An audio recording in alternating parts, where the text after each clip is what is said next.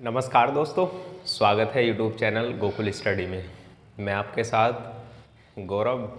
और कैसे हैं आप सब? एकदम अच्छे होंगे, एकदम बढ़िया होंगे। और पढ़ाई आपकी बढ़िया चल रही होगी। पढ़ाई नहीं चल रही है तो पढ़ाई आप लोग करो, ऐसा तो कैसे काम चलेगा बिन पढ़ाई के। लास्ट वीडियो में मैंने आपको बताया कि हमारी संविधान के वाचन कितने हुए हैं। बैठक के बाद वाचन की बात मैंने की। वाचन 3 वाचन हुए हैं 4 नवंबर से शुरू होकर 4 नवंबर 1948 से, और लगातार हमारा लास्ट कब होता है? 26 नवंबर 1949 को लास्ट होता है। अब यदि हम बात करें, अब हम बात करते हैं कि हमारा जैसे झंडा या विशेष तथ्यों में शामिल हम उनको कर लें। विशेष तथ्यों में जैसे झंडा कब स्वीकार किया गया है, झंडे का जो माप है वो कितना है, उसको कब स्वीकार किया गया है, राष्ट्रीय गान को कब स्वीकार किया गया, राष्ट्रीय गीत को कब स्वीकार किया गया, या क्या है राष्ट्रीय गान, या कौन सा राष्ट्रीय गीत है, कौन सा राष्ट्रीय गान है, उसके बारे में हम बात करने वाले हैं। और ये भी आज हम बात करने वाले हैं कि संविधान पर कितने सदस्यों ने सबसे पहली बार हस्ताक्षर किए थे, सबसे पहले व्यक्ति कौन थे जिन्होंने हस्ताक्षर किए थे संविधान पर, सबसे अंतिम व्यक्ति कौन है जिन्होंने संविधान पर हस्ताक्षर किए थे। उन सब की आज हम चर्चा करने वाले हैं। तो आप लोग इसको शेयर कर देना देखने के बाद, और पहले आपको कंप्लीट ये वीडियो देखना है। उसके बाद हम बात करेंगे नेक्स्ट, जो अपना नेक्स्ट टॉपिक होगा। तो बात करते हैं विशेष तथ्य के तौर पर। उससे पहले आप लोग समझ लेंगे 26 नवंबर हमारा संविधान 26 नवंबर 1949 को आंशिक रूप से लागू होता है। आंशिक रूप से लागू होने का मतलब क्या है? यानी हमारा 26 नवंबर 1949 को संविधान बनकर तैयार हो जाता है। वो उस समय आंशिक रूप से लागू किया गया। इसको आंशिक रूप से इसलिए लागू किया गया, आंशिक रूप से लागू और पूर्ण रूप से लागू की हम बात करें तो 26 जनवरी 1950 को 26 जनवरी 1950 को पूर्ण रूप से लागू किया गया। पूर्ण रूप से लागू किया गया। यदि हम पूर्ण रूप से लागू करने की बात करें तो इसका मतलब क्या है? 1930 से ही, ध्यान से समझना इस बात को, 1930 से ही 26 जनवरी को स्वाधीनता दिवस के रूप में, स्वाधीनता दिवस के रूप में मनाने की शुरुआत हुई। अब यहाँ से ये इस तारीख की इम्पोर्टेंस कम ना हो जाए 26 जनवरी की, इसी कारण से हमारा जो संविधान था 30 जनवरी से शुरुआत की गई थी स्वाधीनता दिवस के रूप में 26 जनवरी को मनाने की। अब ये हमारी 26 जनवरी की डेट का महत्व कम ना हो जाए, इस कारण से 26 नवंबर को संविधान लागू ना करके 26 जनवरी 1950 को पूर्ण रूप से लागू किया गया। और इसी को हम क्या बोलते हैं? 26 जनवरी 1950 को ही, 26 जनवरी 1950 को हम बोलते हैं गणतंत्र दिवस। क्या बोलते हैं? गणतंत्र दिवस। यानी हमारा भारत गणतंत्र हो गया था। और यदि हम स्वतंत्रता की बात करें तो स्वतंत्र हो गया था 15 अगस्त 1947। ये आपको पता होगा, नहीं पता तो आप लोग याद रख लेना इसको। गणतंत्र दिवस 26 जनवरी को, क्यों? इस कारण से हमारा संविधान 26 जनवरी 1950 को लागू किया गया। और उसके बाद हम बात करते हैं कि अंतिम बैठक हमारी कब हुई, या 26 नवंबर हमारे 1949 को जब संविधान लागू हुआ तो कितने आर्टिकल लागू हुए थे? आपको पता है, आर्टिकल 16। यानी आर्टिकल 16 का मतलब है 16 अनुच्छेद। यहाँ लिखना है आपको, ये कल भी मैंने आपको लिखवा दिया है पिछली वीडियो में, उसका ओवरव्यू हम जान लें। आज जो जोड़ने की हम कोशिश करेंगे, 16 अनुच्छेदों को लागू किया गया था, ये भी आप लोग जान लेना। उसके बाद हमारी जब अंतिम बैठक की हम बात करते हैं कि कुल बैठक हमारी कितनी हुई थी, कुल बैठकों की बात की जाती है तो कुल बैठक हुई थी हमारी 12 बैठक। और अंतिम बैठक की हम बात करें तो अंतिम बैठक का प्रावधान कब किया गया था? 24 जनवरी 1950 को हमारी क्या की गई थी? अंतिम बैठक हमारी संपन्न हुई थी। कुल बैठक 12 में से अंतिम बैठक 24 जनवरी 1950 को हमारी पूर्ण हुई थी। अब हमारी बात आती है कि 24 जनवरी 1950 को क्या क्या हुआ था अंतिम बैठक में। तो ध्यान से आप लोग इधर समझना इसको। 24 जनवरी 1950 को भारत के पहले राष्ट्रपति कौन बने? डॉक्टर राजेंद्र प्रसाद। ये आप लोग याद रखना, डॉक्टर राजेंद्र प्रसाद बने। डॉक्टर राजेंद्र प्रसाद बने। और इसी डेट को हमारा दूसरा काम क्या हुआ था? दूसरे काम की हम बात करें, इसी डेट को क्या काम हुआ था दूसरा? 24 जनवरी 1950 को ही राष्ट्रीय गीत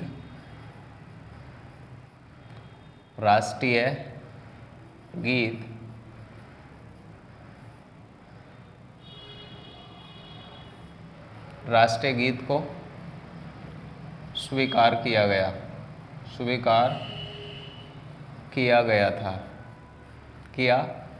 गया था। अब बात आती है कि कौन सा है हमारा राष्ट्रीय गीत। तो राष्ट्रीय गीत की हम बात करें तो वंदे मातरम क्या है? राष्ट्रीय गीत है। अब हमारी बात करें इसकी रचना किसने की है, ये भी साथ के साथ सारे पॉइंट आपको यहाँ पर लिखने हैं, सभी के सभी पॉइंट। वंदे मातरम तो बंकिम चंद्र चटर्जी ने इसकी रचना की थी।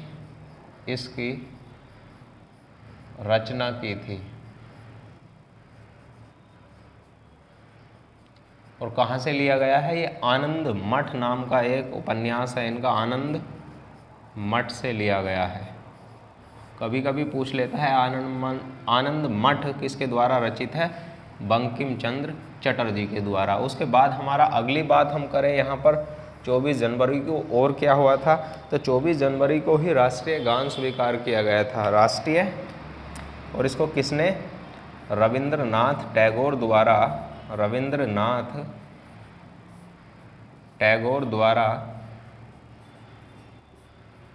रचित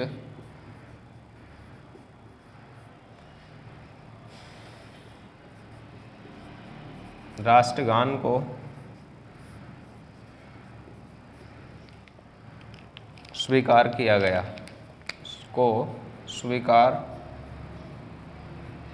गया।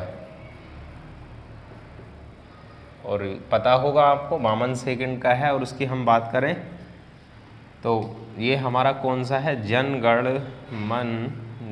गण मन क्या है हमारा? राष्ट्रीय गान है। इसकी शुरुआत होती है जन गण मन अधिनायक जया हो भारत भाग्य विधाता। इस तरीके से ये क्या है? हमारा राष्ट्रीय गान है। इसको भी कब स्वीकार किया गया था? 24 जनवरी 1950 को ही। अब थोड़ा सा हम यहाँ बात कर लेते हैं झंडे के संबंध में, यानी हमारा जो झंडा है, झंडे को कब स्वीकार किया गया था, यहाँ भी आप लोग लिख लो।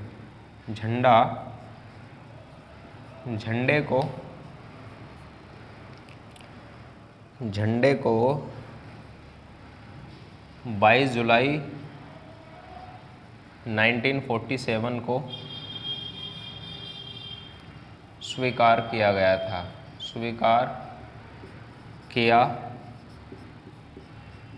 था। ये भी आप लोग याद रख लेना। और झंडे का साइज की हम बात करें 3:2 होता है। 3:2 होने का मतलब है लंबाई 3 है और चौड़ाई हमारी 2 है। इसका अनुपात होता है, होक माप कितनी भी सकती हैं पर अनुपात कितना होता है? 3:2 का अनुपात होता है। तो इसका स्क्रीनशॉट आप ले लो। उसके बाद हम बात करते हैं किसके संबंध में? जो हमारा राष्ट्रीय चिन्ह है उसको कहाँ से लिया गया है उसकी हम बात करते हैं और कब उसको स्वीकार किया गया था। ले लो आप लोग इसका स्क्रीनशॉट। उसके बाद हम नेक्स्ट बात करने वाले हैं अगले प्रावधान की।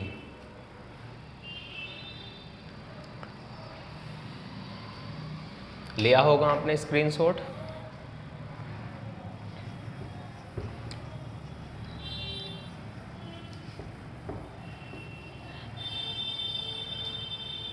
अब हम बात कर लेते हैं किसके संबंध में, अब हम बात कर लेते हैं जो हमारा राष्ट्रीय प्रतीक है, राष्ट्रीय प्रतीक या राष्ट्रीय चिन्ह के रूप में किसको स्वीकार किया गया। तो वहाँ आप लोग याद रखना 26 जनवरी 1950 को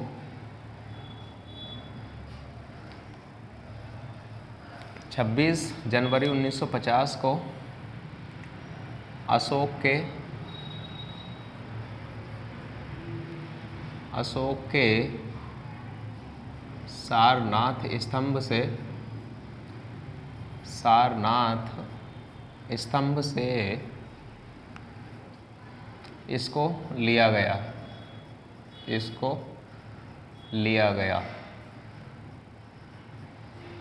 इस तरीके की आकृति होती है ये, यहाँ पर ये चक्र बने हुए होते हैं, एक तरफ हाथी एक तरफ गैंडा, बीच में इस तरीके से घोड़ा, ये सब प्रावधान होते हैं। और ये क्या है, शेर बने हुए हैं, एक दूसरे का मुंह, ये 4 शेर हैं, ये आगे की ओर है इस शेर का मुंह और एक पीछे की ओर है। तो इस तरीके की क्या होती है, हमारे सिंबल होता है। ये भी आप लोग थोड़ा सा ध्यान रख लेना। इसमें कौन कौन से होते हैं पशु, हाथी होता है एक, तो दूसरा गैंडा होता है, घोड़ा होता है, ये इसमें क्या होते हैं, और शेर होता है। और शेर कितने शेर होते हैं, 4 शेर जो ऊपर हैं। और उसके बाद यहाँ क्या है, चक्र है, ये अशोक चक्र हम जिसकी बात करते हैं। और इसमें कितनी तिल्लियाँ होती हैं, 24 तिल्लियाँ। ये सब प्रावधान आप लोग याद रख सकते हैं नॉर्मल तौर पर, बाकी एग्ज़ाम में उस तरीके से नहीं पूछा जाएगा। ये पूछा कब जाएगा, ये कब स्वीकार किया गया, ये आपसे पूछा जाएगा।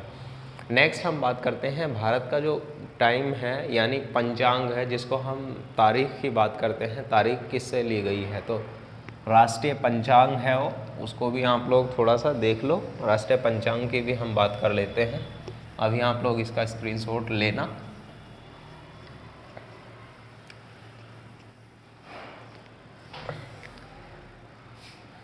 राष्ट्रीय पंचांग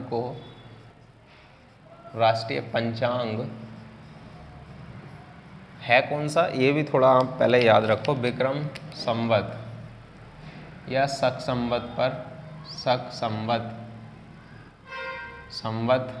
पर आधारित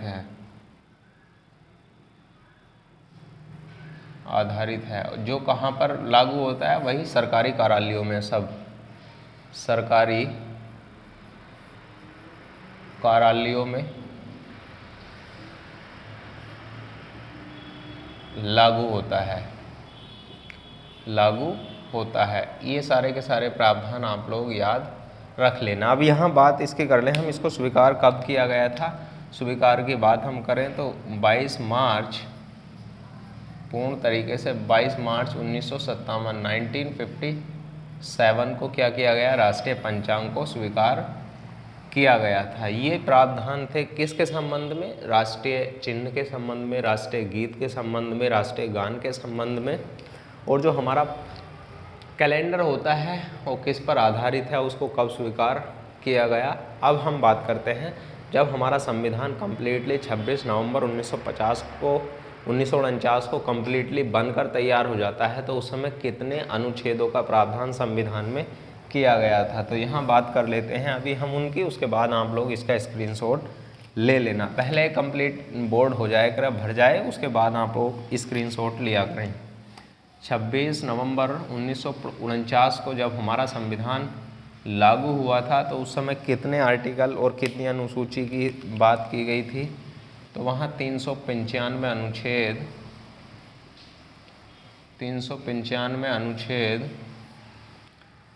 22 भाग और 8 अनुसूची थीं, 8 अनुसूचियाँ थीं। ये भी आप लोग याद रख लेना। अब बात हम करें आज वर्तमान की कंडीशन क्या है। ये तो 26 नवंबर 1949 के लागू होने के समय 395 अनुच्छेद, 22 भाग और 8 अनुसूची। अब हम यहाँ पर बात कर लें तो हमारे भागों की संख्या कितनी हो गई, 25 भाग की हम बात करते हैं। और अनुसूची यानी शेड्यूल की हम बात करें तो शेड्यूल कितनी है, 12 शेड्यूल की हम बात करते हैं। शेड्यूल कितनी है, 12 अनुसूचियां हैं। और आर्टिकल की हम बात करें तो मुख्य तौर पर हमारे जो 22 भाग हुए हैं, 25 भाग हुए हैं, भाग अभी भी 22 हैं हमारे, पर उसमें क्या जोड़ा गया है, जैसे 9A प्रावधान जोड़ दिया गया, 4A प्रावधान जोड़ दिया गया। ये प्रावधान कहाँ ऐसे जुड़कर हुए 22 हैं, 25 हुए हैं, बाकी हैं आज भी 22 ही भाग मूल रूप में। और संविधान में भी ऐसे जोड़ दिए गए, जैसे हमारे आर्टिकल 21A है, 21A का प्रावधान कर दिया गया। 19 है, 19 के अंदर कई खंड हैं, उनकी बात हम करते हैं। तो ये सारे आज भी हमारे आर्टिकल कितने हैं, 395 हैं, उनके अंदर ही जोड़ दिए जाते हैं कि ये प्रावधान 21 है, 21 का A जोड़ दिया है, उसके साथ ऐसे ही प्रावधान जोड़ दिए गए हैं। तो वर्तमान की कंडीशन की आप लोग ध्यान रख सकते हैं। 25 भाग हैं, 12 शेड्यूल एग्ज़ाम में पूछा जाएगा। आर्टिकल का कंट्रोवर्सी रहती है तो आर्टिकल नहीं पूछे जाते, अनुच्छेद। 25 भाग की आप थोड़ा ध्यान रखेंगे और उसके बाद शेड्यूल की आप लोग बात याद रखेंगे, कितने शेड्यूल हैं और कितने हमारे पार्ट हैं। अब हम बात करते हैं, संविधान हमारा कंप्लीट बनकर तैयार हो जाता है तो उस समय कितने सदस्यों ने संविधान पर हस्ताक्षर किए थे, उनकी हम बात करते हैं। स्क्रीनशॉट आप लोग ले लो इसका पहले।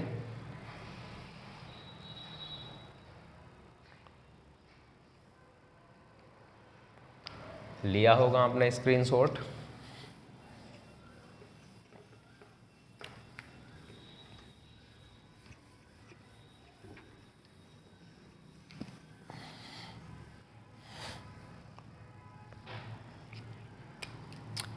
अब हम बात करते हैं, जब संविधान हमारा बनकर तैयार हुआ उस समय कितने सदस्यों ने इस पर हस्ताक्षर किए थे, उनके बारे में हम बात करते हैं। संविधान के बनने के बाद, बनने का समय पहले लिख लो आप लोग, संविधान के बनने का समय कितना था, 2 वर्ष लगभग था। ये 2 वर्ष 11 माह, ये सभी को पता होगा, फिर भी लिख देता हूँ मैं। 2 वर्ष 11 माह 18 दिन ये संविधान क्या हुआ था, बनकर तैयार हुआ था। उसके बाद हमारी बात हम करें, बनने में खर्च कितना हुआ था, संविधान को खर्च कितना लगा था, बनने में लगा खर्च, कितना खर्च हुआ था संविधान के बनने पर, तो ये सब आपको पता होगा। 63,96,729 रुपये संविधान को बनने में लगे थे, यानी इतने रुपए लगे थे संविधान बनने में कंप्लीट। इतनी सारी रकम का मतलब है जो खर्चा हुआ था संविधान पर कहीं का सारा प्रावधान का, तो 63,96,729 रुपये का खर्च हमारा संविधान को बनने में लगा था। अब हमारी बात आती है कि संविधान पर जब बनकर तैयार हो गया था तो उस समय कितने संविधान की कॉपियाँ थीं, तो संविधान की अंग्रेजी व हिंदी दोनों की कॉपियाँ थी, दोनों की कॉपियाँ थी।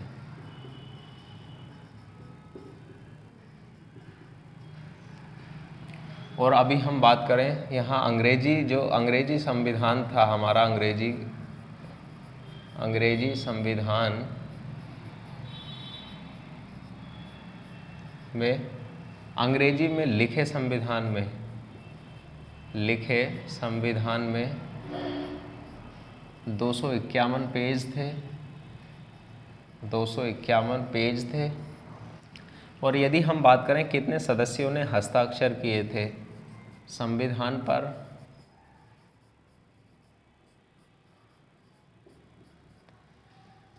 दो 284 सदस्यों ने हस्ताक्षर किए थे, 284 सदस्यों ने हस्ताक्षर किए थे। और ये भी थोड़ा सा आप लोग याद रखना, जब हम संविधान सभा की बात करते हैं तो लास्ट में हमारी जो मुस्लिम लीग के हटने के बाद सदस्यों की संख्या 299 रह जाती है, और 299 में हमारी 70 तो देसी रियासत थी और 229 हमारे प्रांतों से थे। यानी जो हमारे 70 देसी रियासत थी, देसी रियासत 299, मैंने आपको बताया है कि 299 सीट्स हमारी शेष रह गई थी, ये थी प्रांतों से, ब्रिटिश प्रांतों से। तो वहाँ पर इतने सारे सदस्य ना रह करके कितने सदस्य शेष रह गए थे? 284 सदस्य जिन्होंने हस्ताक्षर किए थे। और यदि मैं बात करूं सबसे पहले किसने हस्ताक्षर किए थे, सबसे पहले हस्ताक्षर की बात की जाए तो सबसे पहले हस्ताक्षर करने वाले कौन हैं? तो पंडित जवाहरलाल नेहरू सबसे पहले व्यक्ति हैं जिन्होंने संविधान पर हस्ताक्षर किए। सबसे पहले पंडित जवाहरलाल नेहरू ने हस्ताक्षर किए। और अगली यदि मैं बात करूं सबसे अंतिम में किसने किए, सबसे अंतिम किसने किए लास्ट, तो वहाँ पर आंसर होगा आपका जो राष्ट्रपति थे हमारे डॉक्टर राजेंद्र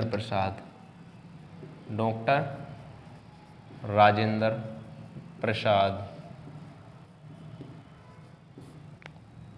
इन्होंने अंतिम हस्ताक्षर किए थे। अब आप लोग ये थोड़ा सा भी जान लेंगे कि संविधान के जनक के रूप में किसे जाना जाता है, उनकी हम थोड़ी सी बात यहाँ पर कर लें। अब उनकी मैं बात कर लूँ, संविधान जनक के रूप में जाना क्यों जाता है। जो हमारे 299 सदस्य थे, 299 सदस्यों में से, ध्यान से इस बात को आप लोग समझना, टोटल 299 सदस्य हैं और 299 सदस्यों में से जितने 250 सदस्यों ने बोला था, ध्यान से आप लोग समझना, जब आप संविधान सभा की बहस का अध्ययन करेंगे तो वहाँ पर आपको ये देखने के लिए मिलेगा कि जितना 250 सदस्यों ने बोला था उतना ही सब डॉक्टर भीमराव अंबेडकर साहब ने बोला। जितना 250 सदस्यों ने बोला उतना ही डॉक्टर भीमराव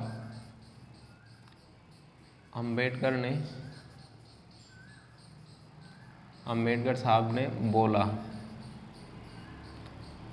और बाकी जितने सारे जवाब किसी और ने नहीं दिए हैं, वो सारे के सारे जवाब किसने दिए हैं? डॉक्टर भीमराव अंबेडकर साहब ने, क्योंकि यह कौन थे? प्रारूप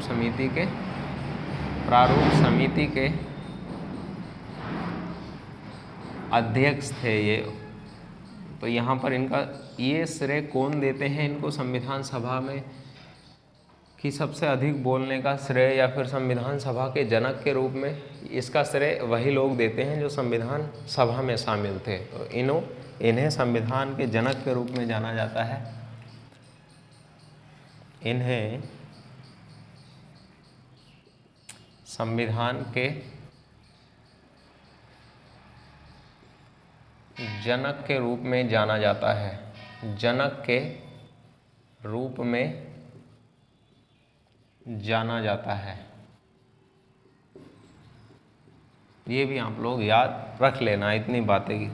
और कभी कभी एग्ज़ाम में पूछ ले, एग्ज़ाम का तो पॉइंट तो है नहीं, आपके लिए मैं बता देता हूँ यहाँ पर। अभी उनकी भी बात करूँगा, चित्रकारी किसने की, संविधान पर जो चित्रकारी हुआ है वो किसने की है, और इसको हाथ से किसने लिखा है उसकी भी मैं बात कर लूँगी। हाथ से लिखा है तो किसने लिखा है इसको, और चित्रकारी किसने की है। तो इसका स्क्रीनशॉट आप लोग पहले ले लो।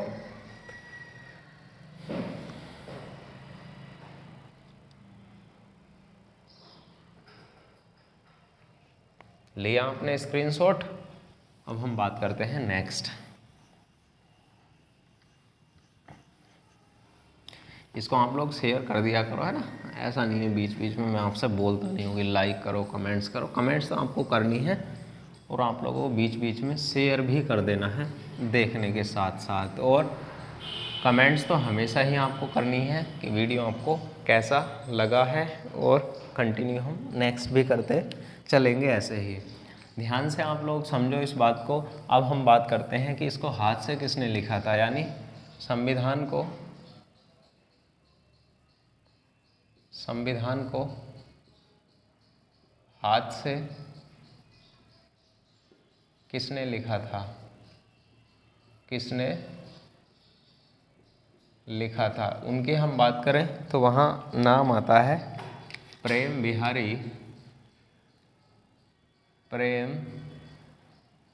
बिहारी नारायण रायजादा, प्रेम बिहारी नारायण रायजादा। और ये कहाँ से थे, ये भी आप लोग थोड़ा सा याद रख लेना। ये कहाँ के थे, बिहार मधुबनी जिला, मधुबनी जिला। ये भी थोड़े से पॉइंट इनके बारे में याद आपको रख लेना है। अब हम बात करते हैं संविधान के जो ऊपर चित्रकारी की गई है, कलाकृति बनाई गई हैं। तो संविधान के ऊपर कलाकृति या चित्रकारी किसने की है, चित्रकारी किसने की है, तो भी वहाँ आप लोग याद रख लेना। दो व्यक्ति नाम वहाँ देखने को मिलते हैं। एक तो मिलता है नंदलाल बोस, और दूसरा सदस्य आप लोग बताओ कमेंट्स करके कि कौन से हैं दूसरे सदस्य। उनकी हम बात करते हैं, नंदलाल बोस हैं। और नंदलाल बोस के बाद हम बात करें तो दूसरे हैं राम मनोहर सिन्हा, राम मनोहर सिन्हा।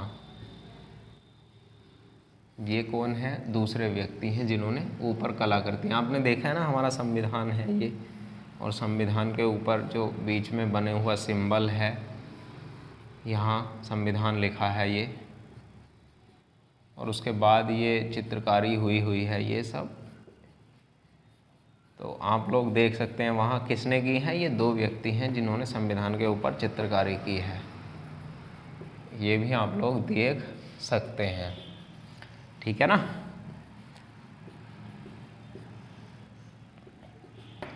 किसने की है, नंदलाल बोस और राम मनोहर सिन्हा ने की है। और आज के वर्तमान की मैं बात करूं, हमारा संविधान कहाँ पर रखा हुआ है, जो लिखा हुआ है हाथ से, तो कौन से हीलियम के केस में, यहाँ लिख लेना आप लोग। इस तरीके से रखा हुआ है वो, आप लोग जा सकते हैं देखने के लिए। बाकी देखने के लिए मिलेगा नहीं आपको। यदि आपके क्षेत्रीय कोई लोकसभा सांसद है तो उसके आप अनुमति से लेकर के उसके एक पास की सहायता से आप लोग संसद में जा सकते हैं, जहाँ पर आपको ये देखने के लिए मिल सकता है, बाहर से ही, अंदर खोल कर नहीं, बाहर से ही। और संसद की कार्यवाही भी आप लोग देख सकते हैं। यदि आप लोकसभा सांसद आपका कोई है तो उससे पास ले करके, और मेहमान कक्ष में आपको बिठाया जाता है। तो कहाँ पर रखा हुआ है, नई दिल्ली, यहाँ लिख देता हूँ मैं, नई दिल्ली केंद्रीय भवन। और केंद्रीय भवन का मतलब वही है ये संसद भवन, केंद्रीय भवन या फिर संसद भवन। और किसके केस में रखा हुआ है, कांच के हीलियम के केस में रखा गया है, हीलियम के केस में रखा गया है, हीलियम केस में रखा गया है। ये भी आप लोग पॉइंट याद रख सकते हैं और इसको नोट कर लेना, एग्ज़ाम में उस तरीके से पूछा जाए तो आप लोग आसानी से जवाब दे सकते हैं। तो देखा आप सभी ने, संविधान को हाथ से लिखने का समय प्रेम बिहारी नारायण रायजादा के द्वारा, और बिहार मधुबनी जिले चित्रकारी किसने की, नंदलाल बोस, राम मनोहर सिन्हा ने की। नई दिल्ली केंद्रीय भवन, संसद भवन यहाँ पर, और इसको कहाँ पर रखा गया है, कांच के हीलियम के केस में इसको रखा गया है। तो आप लोगों को वीडियो कैसा लगा कमेंट्स में आप लोग बताना, और शेयर इसको आप लोग कर देना। उसके बाद हम बात करेंगे हमारी प्रीएम्बल से, प्रस्तावना से। इसके बाद प्रस्तावना में क्या लिखा है, कब उसको स्वीकार किया गया, कौन सी तारीख प्रस्तावना में लिखी गई है, इन सब की बात हम प्रस्तावना के साथ ही करेंगे। तो आप लोग देखना इसको और कमेंट्स आप लोग करना। Thank you, all the best for next upcoming exam. Share इसको आप लोग कर देना और आप लोग इसका स्क्रीनशॉट ले लो।